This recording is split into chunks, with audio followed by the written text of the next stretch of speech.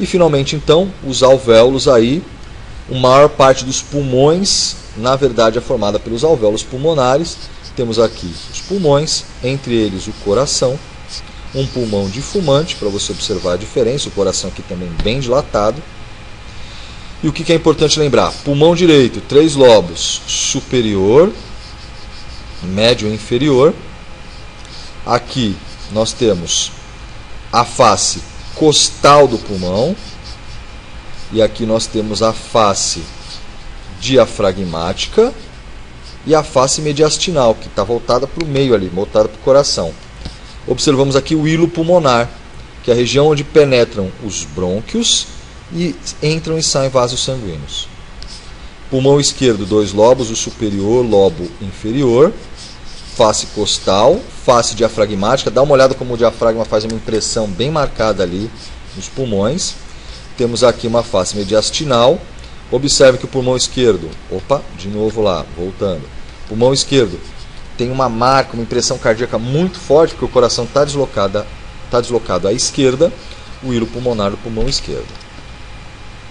E aí o pulmão, parênquima pulmonar, é basicamente formado por alvéolos, que são as regiões onde ocorrem as trocas gasosas, mas também pode haver troca gasosa no bronquíolo terminal. Aqui novamente, um bronquíolo, os vários alvéolos, a irrigação que chega a estes alvéolos, e ali é onde vai acontecer a troca gasosa, promovendo a oxigenação do sangue venoso que chega aos alvéolos. Olhando dentro do alvéolo, o interior do alvéolo, olha a parede do alvéolo como é fina. É formada por uma camada única de células, basicamente pneumócitos 1 e pneumócitos 2, muito mais pneumócitos 1, fininho o suficiente para que o ar possa atravessar, como a gente pode observar aí no detalhe. Tá certo? Muito bem. Características dos pulmões. A gente não pode esquecer, eu vou comentar mais adiante, que os pulmões são revestidos pelas pleuras. Agora, em termos histológicos, então, parênquima pulmonar é basicamente formado por alvéolos, mas também apresenta fibras de elastina, que são fibras elásticas, e fibras de colágeno. Então, o pulmão, pelas suas características histológicas, vai ter uma tendência à retração elástica.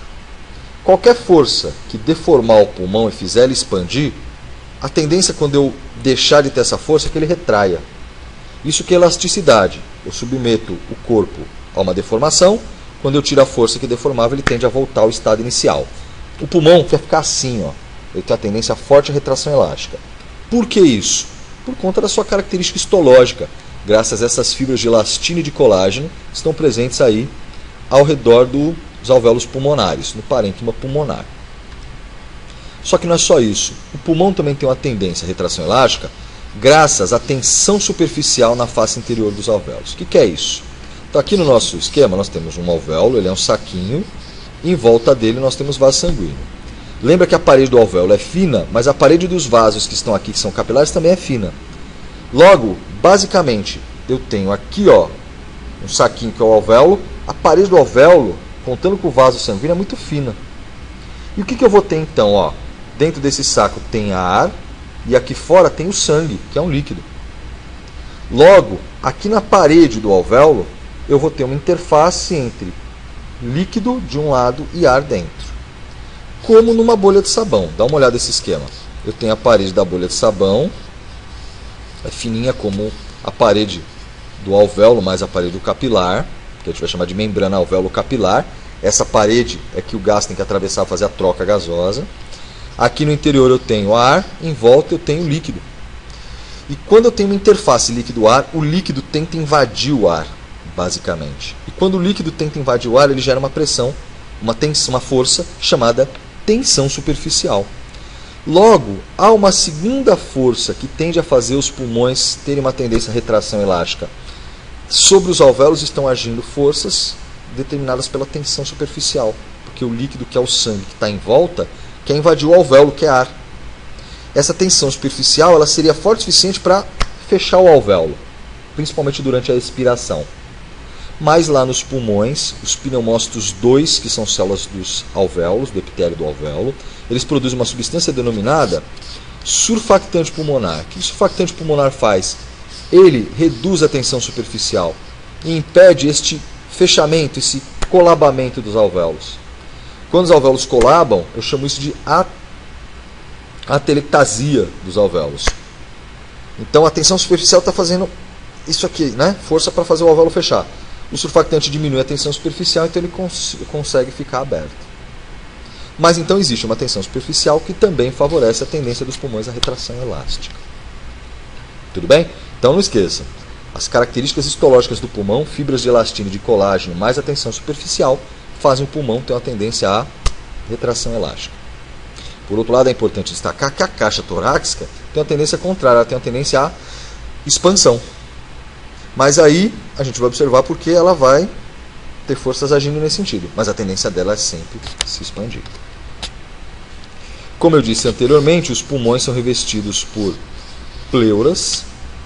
Há 2 folhetos de pleura, um folheto colado nos pulmões, que é a pleura visceral ou pleura pulmonar, e um folheto colado na caixa torácica e no diafragma, que é a pleura parietal. Aqui temos uma visão dos pulmões, aqui uma visão num corte transversal, temos os pulmões, e eu posso ver aqui uma pleura colada nos pulmões, uma pleura na caixa torácica, aqui as costelas, e um espaço entre elas. Vamos ver isso com mais detalhe. Aqui, pulmão, vamos fazer um detalhe aqui do pulmão. E o que eu tenho? Tenho isso aqui, ó. Eu tenho aqui o tecido pulmonar, pleura pulmonar ou visceral. Um espaço virtual muito pequeno que é preenchido por líquido. Espaço interpleural. E aqui eu tenho uma pleura parietal que está colada na caixa torácica. Olhando aqui então, ó, uma pleura visceral está em contato com o pulmão, uma pleura parietal que está em contato com a caixa torácica, entre elas um espaço pleural que contém líquido. Muito bem. Agora veja, os pulmões têm uma tendência à retração elástica, então eles estão dentro da caixa torácica, eles estão tendendo a retrair. Só que aí o que acontece? Os pulmões não estão conectados diretamente, anatomicamente, à caixa torácica. Por quê? Porque existe uma pleura visceral, uma pleura parietal, um espaço entre elas. Essa pleura está colada na caixa, essa aqui está colada nos pulmões. Entre eles há um líquido. Muito bem. O pulmão está tendendo a retrair. Ao mesmo tempo, aquele líquido que é produzido ele é drenado. Então qual que é a tendência? Tem um líquido entre as pleuras, o líquido pleural, muito pequeno esse volume, só que aquele líquido vai sendo sugado. Qual a consequência disso? Aquela sucção, mais a tendência do pulmão a retrair, vai gerar no espaço entre as pleuras uma pressão negativa, chamada de pressão pleural ou pressão negativa interpleural. Então os pulmões têm a tendência à retração elástica. Ao mesmo tempo, o líquido pleural que está sendo produzido está sendo drenado. Tudo isso vai gerar uma pressão, que é a pressão pleural entre as pleuras, no espaço pleural. Então, vamos observar aqui, né? O líquido que é produzido é depois drenado, então aqui no espaço vai ficar como se fosse um vácuo. Foi sugado o líquido dali. Qual a importância dessa pressão? Ela vai conectar funcionalmente os pulmões com a caixa torácica. Então, apesar de não haver uma conexão da caixa torácica com os pulmões, há uma conexão funcional que justamente é exercida pela pressão pleural. Imagina quando você pega um desentupidor de pia, ou aqueles negocinhos para colar GPS no vidro do carro, e quando você faz isso, ó, ele não fica colado, porque aqui no meio aparece uma pressão negativa. É muito similar ao que acontece nos pulmões. A pleura parietal, pleura visceral. Entre elas, há uma pressão negativa que faz com que os pulmões estejam funcionalmente conectados à caixa torácica.